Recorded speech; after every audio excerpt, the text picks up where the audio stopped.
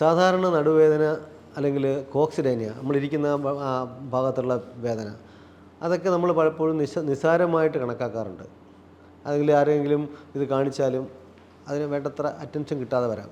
ഇപ്പോൾ 100 പേരിൽ ചിലപ്പോൾ ഒരാൾക്കായിരിക്കും കാര്യമായൊരു പ്രശ്നം ഉണ്ടാവുക. പലപ്പോഴും ഇത് ഒരു നിരുപദ്രവകാരിയായ ഒരു വേദനയാവാം. എന്നാൽ നട്ടലിനുണ്ടാകുന്ന നട്ടലിൽ അല്ലെങ്കിൽ നടുവിനോ കഴുത്തിനോ ഉണ്ടാകുന്ന വേദന മറ്റ് ആന്തരിക അവയവങ്ങൾക്കുണ്ടാകുന്ന പ്രശ്നം കൊണ്ട് ഇങ്ങോട്ട് റെഫേർഡ് പെയിൻ എന്ന് പറയും. ഇപ്പോൾ ലിവറിൽ ഇപ്പോൾ ഫോർ എക്സാമ്പിൾ ഒരു ആബ്സസ് ഉണ്ടെങ്കിൽ അത് വലത് തോളിൻ്റെ ടിപ്പിൽ പെയിൻ ഉണ്ടാവാം.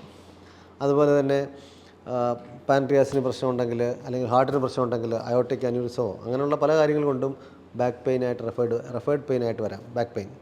അതുപോലെ ഹാർട്ട് അറ്റാക്ക് വന്നാൽ ഉണ്ടാവാം, അല്ലെങ്കിൽ അന്യൂറിസത്തിൻ്റെ പ്രശ്നം കൊണ്ട് വരാം. ഇതൊക്കെ ഒരു ഓർഗൻ സിസ്റ്റത്തിൽ നിന്ന് റെഫേർഡ് പെയിനായിട്ട് നടുവിലേക്കോ അല്ലെങ്കിൽ കഴുത്തിലേക്കോ ഒക്കെ അല്ലെങ്കിൽ തോൾപ്പലയ്ക്കിടയ്ക്കോ ഒക്കെ വ്യാപിക്കാം. പിന്നെ ചില സമയങ്ങളിൽ നമ്മുടെ തൊറക്കോ ലംബാർ ജംഗ്ഷൻ നടുവിൻ്റെയും തൊറാസിക് സ്പൈനും കൂടെ ചേരുന്ന ഭാഗത്ത് അവിടെയുള്ള മുഴകൾ അല്ലെങ്കിൽ ആ ഭാഗങ്ങളിലുള്ള പലപ്പോഴും മുഴകൾ അല്ലെങ്കിൽ ഇൻഫെക്ഷൻ ഇതൊക്കെ ഈ കോക്സിസിൻ്റെ ടിപ്പിലേക്ക് റെഫേർഡ് പെയിനായിട്ട് വരാറുണ്ട്.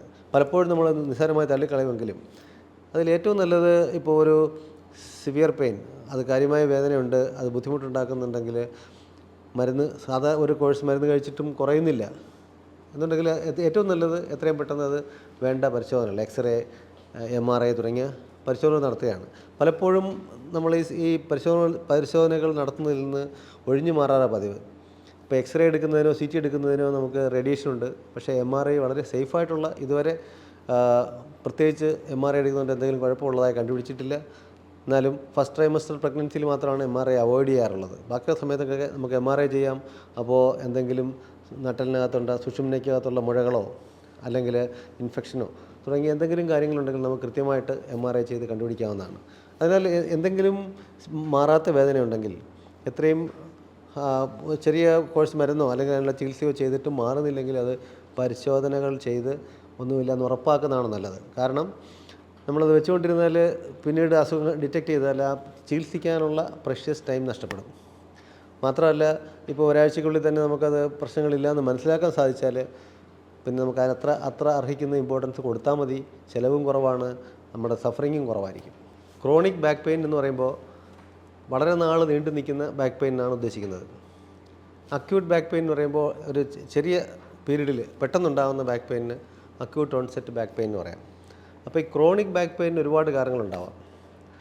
അതായത് ഇപ്പോൾ നമ്മുടെ ശരീരത്തിൽ നട്ടലിൻ്റെ ഭാഗത്ത് സ്കിൻ, സബ്ക്യൂട്ടേനിയസ് ടിഷ്യൂ അല്ലെങ്കിൽ ഫേഷ്യ, മസിൽസ്, അതിനെ സപ്ലൈ ചെയ്യുന്ന നെർവ്സ്, വെസൽസ്, പെരിയോസ്റ്റിയം അങ്ങനെ തുടങ്ങി ഫാറ്റ്, ഇതെല്ലാം പെയിൻ സെൻസിറ്റീവാണ്. ആ ഡിസ്കിന് ചുറ്റുമുള്ള കവറിങ് ആനുലസ് എന്ന് പറയും.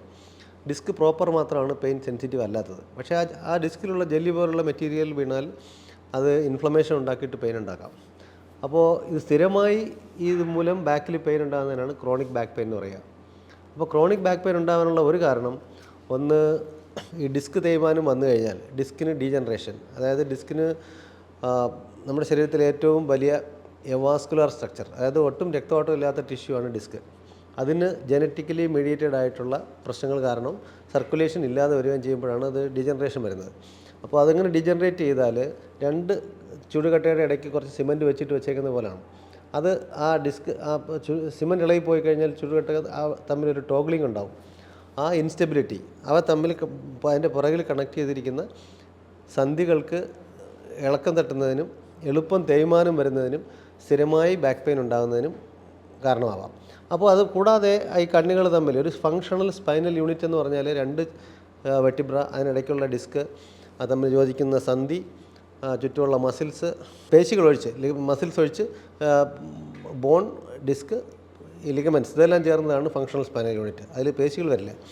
അപ്പോൾ ഇതിന് ഒരു ഇൻസ്റ്റെബിലിറ്റി വന്നാൽ സ്ഥിരമായ ബാക്ക് പെയിൻ, ഇപ്പോൾ കിടന്നു കഴിഞ്ഞാൽ ഒരു വശത്തേക്ക് തിരിയുക, മറുവശത്ത് തിരിയുക, ആ സമയത്ത് പെയിൻ ഉണ്ടാവുക, അല്ലെങ്കിൽ കുഴിഞ്ഞ ബെഡിൽ കിടക്കുമ്പോൾ പെയിൻ ഉണ്ടാവുക, നിന്നിട്ട് എഴുന്നേൽക്കുന്ന സമയത്ത് എഴുന്നേൽക്കാൻ ബുദ്ധിമുട്ടൊരു ക്യാച്ച് ഉണ്ടാവുക, ഇതൊക്കെ സ്പൈനിനുണ്ടാകുന്ന ഇൻസ്റ്റെബിലിറ്റി മൂലം ഉണ്ടാകുന്ന പെയിനാണ്. അത് ക്രോണിക് ബാക്ക് പെയിൻ ആവാം. അപ്പോൾ അതുപോലെ തന്നെ മറ്റ് അസുഖങ്ങൾ, അതായത് ഇൻഫ്ലമേറ്ററി സ്പൈനൽ ഡിസീസ്, അതായത് ആങ്കൈലോസിംഗ് സ്പോണ്ടലൈറ്റിസ് തുടങ്ങിയ വാദസംബന്ധമായ അസുഖങ്ങൾ വന്നാലും സ്ഥിരമായി ബാക്ക് പെയിൻ ഉണ്ടാവാം. അല്ലെങ്കിൽ ക്രിസ്റ്റൽ ഡെപ്പോസിഷൻ, അങ്ങനെ സ്ഥിരമായി സ്പൈനിനെ ബാധിക്കുന്ന കാര്യങ്ങൾ കൊണ്ട് വളരെ നാൾ നീണ്ടു നിൽക്കുന്ന ബാക്ക് പെയിനാണ് ക്രോണിക് ബാക്ക് പെയിൻ ഉദ്ദേശിക്കുന്നത്.